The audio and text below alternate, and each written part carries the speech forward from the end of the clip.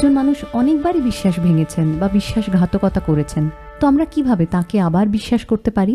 আপনাকে এটা বুঝতে হবে, বিশ্বাস মানে এই নয় যে আপনি যেরকম আশা করছেন কাউকে ঠিক সেই রকম আচরণ করতে হবে। বিশ্বাস মানে হলো তারা যাই করুক আপনার কোনো সমস্যা নেই, যদি সত্যিকারের বিশ্বাস থেকে থাকে। না হলে বিশ্বাসের মতো এত বড় শব্দের প্রয়োগ না করাই ভালো। বিশ্বাস মানে তারা যেন শুধু আপনার প্রত্যাশা অনুযায়ী কাজই করেন। এটা তো আপনার বিশ্বাস তো একরকম কারাদণ্ডেরই সমান।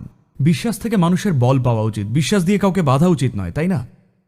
তো আপনার বিশ্বাসের ধারণা হলো আপনি যেভাবে চান তাদের সেই রকম করে রাখতে চান। দেখুন, বিশ্বাস, বিশ্বাসঘাতকতা, এটা ওটা সেটা, অযথা এসব নিয়ে মাথা খারাপ করবেন না। শুধু নিজের বোধটা কাজে লাগান। আপনি কাউকে যদি সত্যিই বিশ্বাস করেন, তারা যা কিছুই করুক, তারা হয়তো সেটা তাদের নিজেদের জীবনবোধ থেকে করছেন।